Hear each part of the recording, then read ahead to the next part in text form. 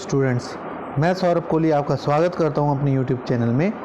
आज हम TGT SST की सीरीज़ में जिसमें इकोनॉमिक्स की हम चर्चा कर रहे हैं उसमें हम आज बात करेंगे वितरण के बारे में। वितरण यानी कि डिस्ट्रीब्यूशन के बारे में।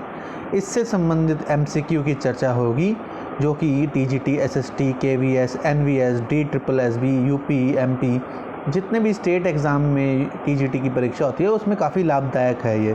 तो चलिए शुरू करते हैं। इस पीछे जो आपको स्लाइड आ रही है इसमें मेरे टकी एजुकेशन के बारे में है कि ये विशेष रूप से किस एजुकेशन के ऊपर बेस्ड है और मेरी क्वालिफ़िकेशन है, तो आप इसको भी देख सकते हैं अच्छे से।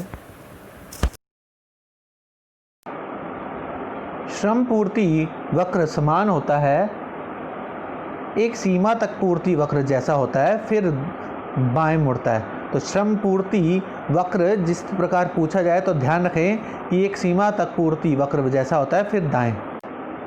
ब्याज तरलता के त्याग का पुरस्कार है, ये किस अर्थशास्त्री का कथन है? कीन्स का। एक साधन की बाजार मांग क्या है? व्युत्पन्न मांग होती है। एक साधन की बाजार मांग जब भी आए तो व्युत्पन्न मांग होती है। मजदूरी, लाभ और लगान एवं ब्याज प्रमुख तत्व हैं किसके? साधनों के मालिकों की मौद्रिक आय के। एक उत्पादक प्रति इकाई भूमि पर अधिक उत्पादन करने के लिए निम्न कार्य करेगा। गहन एवं विस्तृत कृषि। किसी साधन की मांग क्या है? व्युत्पन्न मांग होती है। साधन की एक इकाई बढ़ने से कुल उत्पादन में जो मात्रा की वृद्धि होती है उसे क्या कहेंगे? उसे सीमांत भौतिक उत्पादकता कहते हैं। आभास लगान है से आशय क्या है? फर्म के कुल लाभों से अधिक। अनिश्चितता वहन करने का लाभ का सिद्धांत के प्रतिपादक कौन थे? Professor night. वास्तविक मजदूरी का आशय क्या है? वास्तविक मजदूरी का आशय है उपयुक्त में से कोई नहीं, यानी कि श्रमिकों द्वारा वास्तविक मजदूरी, श्रमिकों द्वारा प्राप्त वास्तविक मजदूरी प्लस बोनस, श्रमिकों द्वारा प्राप्त वास्तविक मजदूरी माइनस बोनस, इनमें से कोई नहीं है। लगान है। लगान की अगर हम बात करें, लगान क्या है? लगान इक्वल टू वर्तमान आय माइनस हस्तांतरण आय। अवसर लागत से तात्पर्य क्या है? आय की उस मात्रा से होता है जो साधन इकाई को उसके अन्य सबसे अच्छे वैकल्पिक प्रयोग से प्राप्त हो सकती है। तो ध्यान रहे अवसर लागत, आंसर ए। आर्थिक लगान होता है। आर्थिक लगान क्या होता है? ध्यान रहे आर्थिक लगान एक अतिरेक लागत नहीं। निम्नलिखित कौन अर्थशास्त्री वितरण के सीमांत उत्पादकता सिद्धांत से संबंधित है? JB clerk. साधनों की कीमत निर्धारण के लिए वस्तु सिद्धांत से अलग सिद्धांत की आवश्यकता पड़ती है क्योंकि साधन की व्युत्पन्न मांग होती है। Answer A. लगान किस समय उत्पन्न होगा? लगान किस समय उत्पन्न होगा? जब भूमि गतिशील होगी तब लगान उत्पन्न होगा। Answer A. सकल लाभ क्या होता है? लेकिन इससे पहले हम 16वें का देखेंगे, इसमें आंसर डी होगा। 16वें का लगान किस समय उत्पन्न होगा? लगान उपयुक्त में से कोई नहीं है। Answer D. सकल लाभ क्या होता है? कुल आय स्पष्ट लागतें माइनस स्पष्ट लागतें। पूर्ण प्रतियोगिता वाली फर्म का MRP घटता हुआ होता है क्योंकि MPP तथा AR दोनों घटते हैं। दोनों की भूमि की समग्र पूर्ति होती है किससे?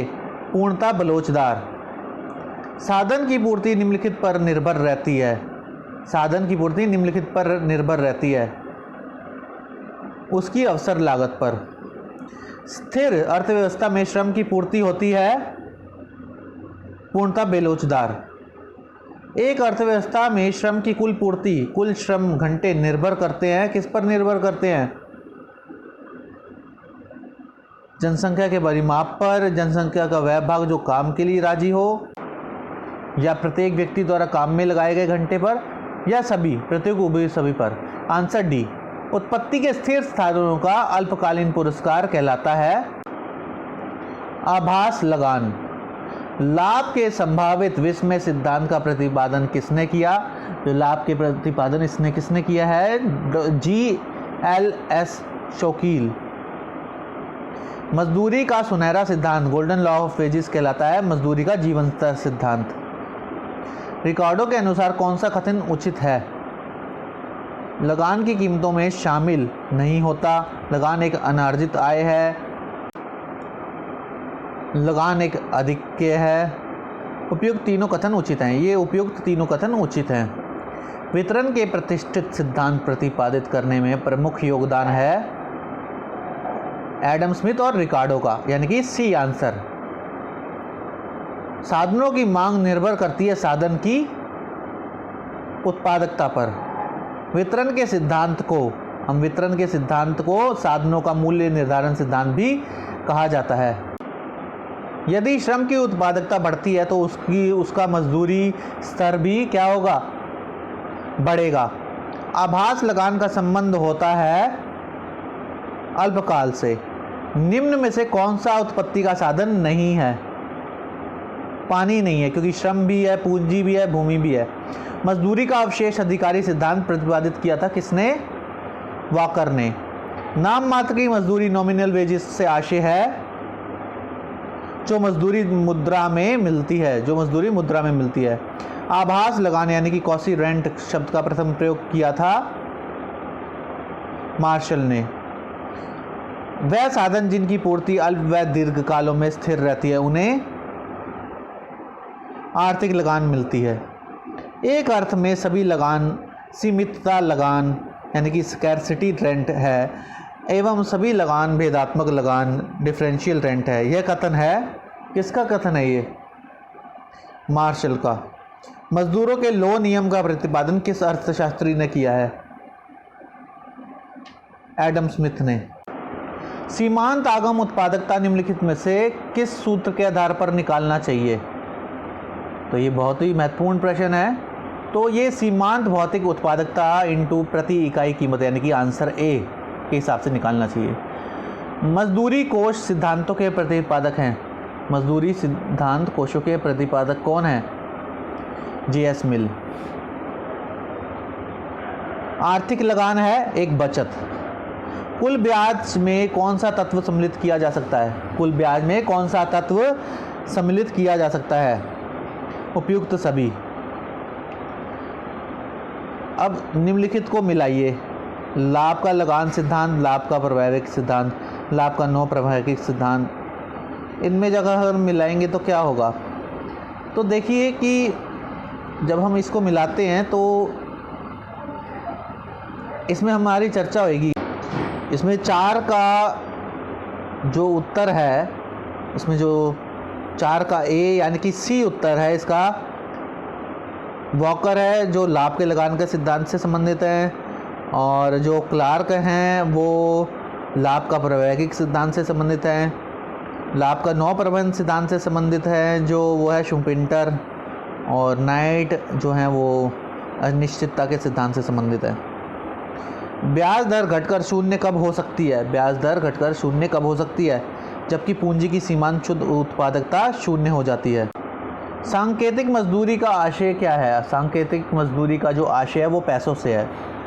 लाभ का नव परिवर्तन सिद्धांत का प्रतिपादन करने वाला अर्थशास्त्री कौन था? शुम्पिटर। प्रोफेसर शुम्पिटर के अनुसार लाभ नवीन आविष्कारों के कारण निम्न को प्राप्त होता है। प्रयोगकर्ता को। मजदूरों की जीवन निर्वाह सिद्धांत बताता है कि दीर्घकाल में श्रम का पूर्ति वक्र होता था। किस प्रकार का होता था? पूर्णतः लोचदार। व्यक्ति अपनी आय को किस उद्देश्य के लिए तरल रूप में रखता है? व्यक्ति अपनी आय को किस रूप में? उपयुक्त तीनों हैं, दैनिक व्यवहार के लिए, आकस्मिक और सट्टा उद्देश्य के लिए। तरलता जाल क्या कहलाता है? तरलता जाल क्या कहलाता है? तरलता अधिमान वक्र का वह भाग जो x अक्ष के समानांतर होता है।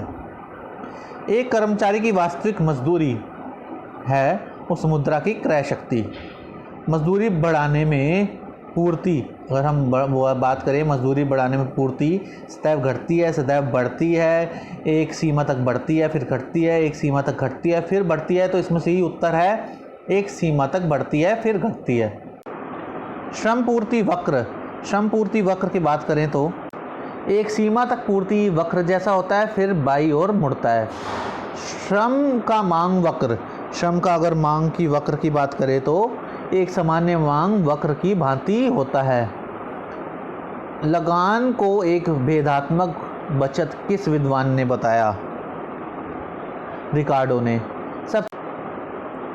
सबसे निम्न कोटि की भूमि को क्या कहा जाता है? उसे कहा जाएगा सीमांत भूमि। ठेके के लगान का निर्धारण किसके द्वारा होता है? मांग तथा पूर्ति द्वारा। आर्थिक लगान को कुल लगान का एक अंग किस विद्वान ने कहा है? रिकार्डो ने। वास्तविक मजदूरी को प्रभावित करने वाला तत्व कौन है? उपयुक्त सभी हैं, मुद्रा भी है, कार्य का स्वभाव भी है, अतिरिक्त सुविधाएं भी हैं। सासी के निजी साधनों का पुरस्कार कहलाता है निहित लागतें। शुद्ध ब्याज में निम्न को शामिल नहीं किया जा सकता। किसको शामिल नहीं किया जा सकता? जोखिम को, प्रबंध पुरस्कार को, असुविधा के प्रतिफल को, इन किसी को भी नहीं शामिल किया जा सकता। Answer D. अर्थशास्त्र में भूमि से आशय है सभी प्राकृतिक साधन। प्रकृति मानव पर दयालु नहीं बल्कि कृपालु होती है। यह कथन किसका है? रिकार्डो का। अनेक वैकल्पिक प्रयोग वाले उत्पत्ति के साधनों को क्या कहते हैं? पूर्णतः अवशिष्ट साधन कहा जाता है। पूर्ण अवशिष्ट साधनों में पूर्ति की जो लोच है वो क्या है? पूर्ण लोचदार होती है। व्युत्पन्न मांग यानी कि ड्राइव डिमांड का उदाहरण क्या है? श्रम की मांग। सकल ब्याज की अगर हम बात करें, सकल ब्याज क्या है हमारा? शुद्ध ब्याज जो व्यक्तिगत जोखिम का बीमा प्लस प्रबंध का प्रतिफल, व्यापार के जोखिम का प्रतिफल हो। अर्थशास्त्र में ब्याज को अन्य किन नामों से पुकारा जाता है? वास्तविक ब्याज, आर्थिक ब्याज, विशुद्ध ब्याज, ये तीनों नामों से ही जाना जाता है यानी कि डी। समय वरीयता सिद्धांत का प्रतिपादन किसने किया? फिशर ने। ऋण देय कोष की पूर्ति के कारक अंकित कीजिए। ऋण देय कोष की पूर्ति के कारक क्या है? बचत है, गैर विनियोजन है, गैर जमाखोरी है, बैंक मुद्रा, ये सभी है। ई आंसर। लाभ दरों में असमानता का क्या कारण है? जोखिम में अंतर, योग्यता भिन्नता, प्रावैधिक परिवर्तन, यानी कि सभी। उत्तर डी। कौन सा लाभ उत्पादन लागत का भाग है? सामान्य लाभ। ब्याज के उधार देय कोष सिद्धांत के अनुसार मुद्रा की पूर्ति बचत होती है। पूर्ति किससे होती है इसकी? उक्त दोनों से, बचत से और बैंक साख से। उधार में कोषों का मांग वक्र होता है ऋणात्मक ढाल। ब्याज का समय पसंदगी सिद्धांत आधारित है किस पे? व्यय करने की व्यग्रता पर। विशिष्ट साधन का लगान है वर्तमान संपूर्ण आय से। उद्योग का श्रम मांग वक्र दीर्घकाल में होता है लोचदार। भूमि को उपहार निम्नलिखित में से किसका माना जाता है? प्रकृति का। पूर्णतया अवशिष्ट साधन की विशेषता क्या होती है? गतिशीलता। ऑस्ट्रियन अर्थशास्त्री वॉन वीजर ने उत्पत्ति के साधनों को बांटा है, किस में बांटा है? दो भाग में। रिकार्डो के अनुसार कौन सा कथन उचित है? रिकार्डो के अनुसार लगान कीमतों में शामिल नहीं होता है, लगान एक अनार्जित आय है, लगान एक अधिक की है, ये सभी सही है यानी कि डी। सीमांत भूमि से क्या आशय है? वह अंतिम श्रेणी की भूमि जिस पर खेती की जा रही है और उसकी लागत बाजार के बराबर है। अनाज इसलिए महंगा नहीं है कि लगान दिया जाता है, वरन लगान इसलिए दिया जाता है क्योंकि अनाज महंगा है। यह कथन किसने दिया है? रिकार्डो ने।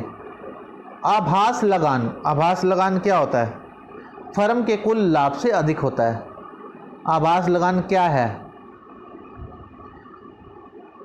अगर हम बात करें आभास लगान के बारे में, वह अतिरेक जो अल्पकाल में मिलता है और दीर्घकाल में समाप्त हो जाता है। भूमि की पूर्ति, भूमि की पूर्ति क्या है? पूर्णतः विलोचदार है।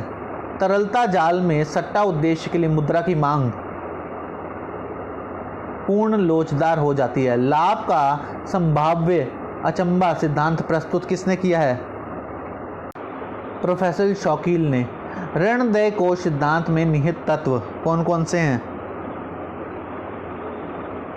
मौद्रिक तत्व है। ऋणदेय कोश की पूर्ति के कारक अंकित कीजिए। बचत, अविनियोग, बैंक साख, विसंचय, ये सभी हैं। ई यानी कि आंसर।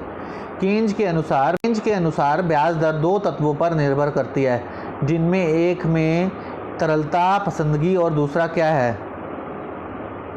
दूसरा है मुद्रा की पूर्ति। सकल लाभ के अंग हैं। सकल लाभ के क्या अंग हैं?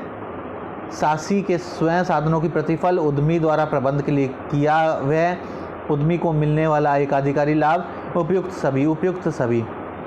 कुल ब्याज में कौन सा तत्व सम्मिलित किया जा सकता है? उपयुक्त सभी। ऋण योग्य कोष की मांग में सम्मिलित है विनियोग, उपभोग, व्यय एवं संचय। कीन्स के अनुसार ब्याज का संबंध किससे है? सट्टा उद्देश्य से। नव प्रतिष्ठित अर्थशास्त्रियों ने क्या प्रस्तुत किया है? ऋण योग्य कोष सिद्धांत। ब्याज का आधुनिक सिद्धांत प्रस्तुत किसने किया है? हिक्स और हैंसन ने। बॉन्ड की कीमतों तथा ब्याज की दर में कीन्स के अनुसार क्या है? विपरीत संबंध पाया जाता है। सासी उद्योग रूपी जहाज का कप्तान है और लाभ योग्यता का लगान है। यह कथन किस अर्थशास्त्री का है? वॉकर। निम्न कथनों में से कौन सा कथन सबसे सही है? लाभ जोखिम उठाने का पुरस्कार है, लाभ अनिश्चितता उठाने का पुरस्कार है, लाभ मजदूरी का ही एक रूप है, लाभ सासी की सीमांत उत्पादकता पर निर्भर करता है। Answer D. तो इस तरह ये इस चैप्टर का भी पूरे 100 MCQ ख़त्म होते हैं। आप इस चैनल से जुड़े रहिए, इसे लाइक, शेयर एंड सब्सक्राइब जरूर कीजिए और साथ ही बेल आइकन को ज़रूर दबाइए ताकि आपके पास सारे नोटिफिकेशन पहुंच सकें। TGT की पूरी सीरीज़ यहाँ पर चलेगी ताकि आप DSSS, BKVS, NVS, other state के एग्ज़ाम्स भी क्लियर कर सकें। धन्यवाद।